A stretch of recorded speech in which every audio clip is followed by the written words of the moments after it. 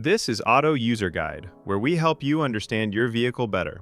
Today, we are covering all information related to major engine services for the KIA Sportage 2023 to 2026 models. Service intervals. Engine oil needs to be changed every 75,000 to 10,000 miles, which comes out to around 12,000 to 16,000 kilometers. If you drive in tough conditions or put a lot of load on your engine, sticking to the lower end of that range is the better call. Engine coolant has a much longer life. The first replacement comes at around 120,000 miles. After that, it needs to be swapped out every 30,000 miles going forward. It keeps your engine temperature in check, so keeping it fresh is something you don't want to skip. Brake fluid should be replaced every 2 years or somewhere between 30,000 to 40,000 miles, whichever one comes first. Over time, it absorbs moisture, and that slowly reduces how well your brakes respond.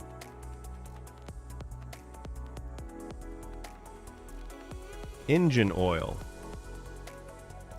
Engine oil capacity. Alright, so when it comes to engine oil capacity, the amount your car needs depends on the size of its engine. Not every engine drinks the same.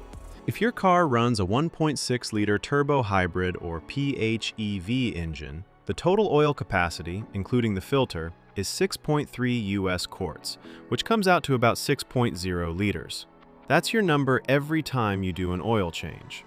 Now, if your car has a bigger 2.5-liter gas engine, it's going to need a little more. The capacity there, again including the filter, goes up to 6.1 US quarts, or roughly 5.8 liters. Recommended engine oil. Now let's talk about which engine oil you should be using.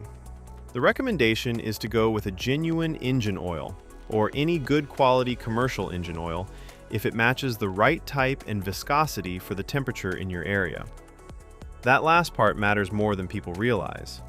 The oil that works well in a cold climate isn't always the best choice for somewhere hot, so always check the viscosity chart and pick accordingly. On the topic of synthetic oil, you can use it. Synthetic motor oil is perfectly fine as long as two things check out. It carries the API certification seal, and it matches the viscosity grade your engine calls for. If both boxes are ticked, you're good to go. Change engine oil and oil filter. Before anything else, change your oil and filter based on the maintenance message that shows up on your driver information display. That message is your reminder. Don't ignore it. Here's how the full process goes. Step 1. Start the engine and let it run until it reaches its normal operating temperature. Once it's warmed up, turn it off. Warm oil drains out much more easily than cold oil. Step 2. Open the hood and take off the engine oil fill cap. This helps the oil drain smoothly by allowing air in. Step 3. Get under the car and locate the undercover. Remove the Phillips head screws and slotted head screws by turning them 90 degrees counterclockwise. Then pull the undercover off. Step 4. Find the drain bolt at the bottom of the engine. Remove it along with the washer and let the old oil drain completely into a container placed underneath. Step 5. Remove the oil filter and let any remaining oil inside it drain out as well. Set it aside for proper disposal. Step 6. Before putting on a new filter, check that the old filter gasket didn't stick to the engine's contact surface. This is a small but important check. A leftover gasket can cause an oil leak. Step 7. Clean the contact surface on the engine block, wiping away any dirt or dust. Then install a fresh oil filter. Step 8. Put a new washer on the drain bolt and reinstall it back into the engine. Step 9. Pour in the recommended engine oil. Make sure you're using the right type and the correct amount for your engine size. Step 10. Put the oil fill cap back on securely and start the engine. Step 11. Let the engine run for a few minutes. Then get underneath and check around the drain bolt and oil filter for any leaks. If you see drips, shut the engine off and address it before going further. Step 12. Turn the engine off and wait for about 3 minutes. This gives the oil time to settle. Then pull out the dipstick and check that the oil level is right where it should be. gauge. After you've changed the engine oil, there's one more thing you need to do: reset the oil life gauge. If you skip this step, the car won't know the oil has been changed and will keep showing you an inaccurate reading. Here's how to do it on your car. First, make sure the ignition is on. You don't need to start the engine, just press the start button without pressing the brake pedal so the system powers up. Next, go to your driver information display and navigate to the vehicle information menu. You'll find an option that shows your current oil life percentage. Once you're on that screen, press and hold the selection button, usually the one on your steering wheel, for about 10 seconds. The oil life indicator will start to blink, which means it's ready to be reset. While it's blinking, press and hold the button again. The display will reset back to 100%, confirming that the system now recognizes the fresh oil. Once you see 100% on the screen, you're done. The gauge has been successfully reset. After that, go ahead and start the engine normally. Let it run for a moment and confirm that no warning lights related to the oil are showing up on the dashboard. Now we're moving on to coolant and fluid specifications. Keeping your coolant at the right level is just as important as your engine oil. It keeps your engine from overheating and running into serious problems.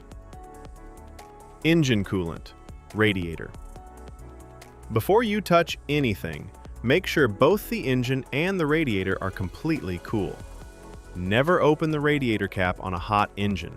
The pressure inside can cause boiling coolant to spray out and burn you.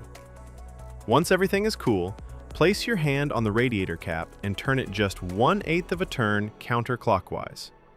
This releases any built-up pressure inside the cooling system. Give it a moment to settle. Now push the cap down and continue turning it counterclockwise to fully remove it. Look inside and check the coolant level. It should be right up to the base of the filler neck. If it's sitting lower than that, go ahead and top it up with the correct coolant. Once the level is good, place the radiator cap back on and tighten it fully. Make sure it's secure before you close the hood. Engine coolant, reserve tank.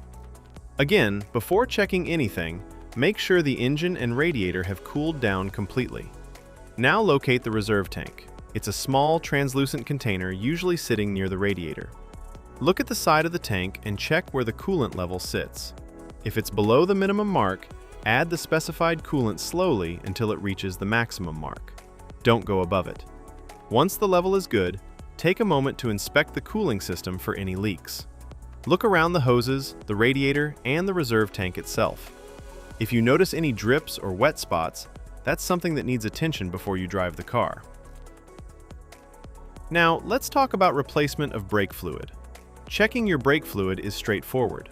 On the side of the brake fluid reserve tank, you'll notice two markings, a minimum and a maximum line. Your fluid level should always be sitting somewhere between those two marks. If the level is at or near the minimum mark, you need to top it up. Don't let it drop below that line.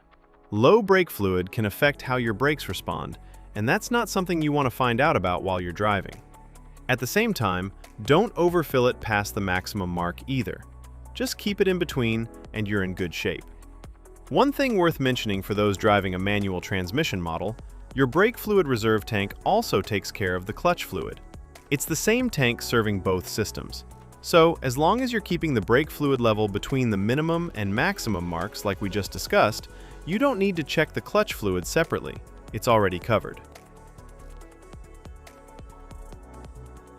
Tire rotation schedule.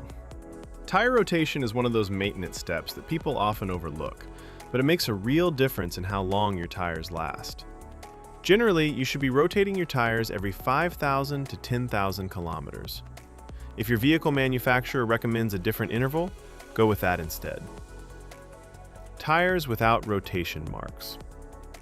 The diagram on screen shows the rotation pattern for tires without rotation marks. These are also called non-directional tires. Because they don't have a fixed direction of rotation, you have more flexibility in how you rotate them. In this pattern, the front left tire moves straight back to the rear left position, and the front right tire moves straight back to the rear right position. Then, at the next rotation interval, the rear tires cross over, the rear left moves to the front right, and the rear right moves to the front left. This cross-rotation method spreads the wear more evenly across all 4 tires, which helps them last longer overall. Tires with rotation marks. The diagram on screen now shows the pattern for tires with rotation marks, commonly known as directional tires. You'll notice an arrow on the sidewall of these tires, and that arrow tells you which direction the tire is meant to spin. It only works one way. Because of that, you can't cross these tires from one side of the vehicle to the other. The rotation here is simpler. Tires just swap between front and rear on the same side. The front left goes to the rear left comes up to the front left, and the exact same thing happens on the right side. It's a straightforward swap, just without the crossing over that you do with non-directional tires. Now let's talk about the fuel tank capacity. Your fuel tank capacity varies by model. 2.5-liter gasoline models hold approximately 14.3 US gallons, which is equal to 56 liters, while 1.6-liter hybrid models have a slightly smaller fuel tank with a capacity of approximately 13.7 US gallons, which is equal to 54 liters. 1.6-liter PHEV models hold approximately 11.1 US gallons, which is equal to 42 liters. Thanks for watching this video. I really hope it helped you understand things a little better. If you found it useful, give it a like. And if you haven't subscribed yet, hit that subscribe button so you don't miss the next one. Drop your thoughts or questions in the comments below. I'd love to hear from you. It genuinely means a lot.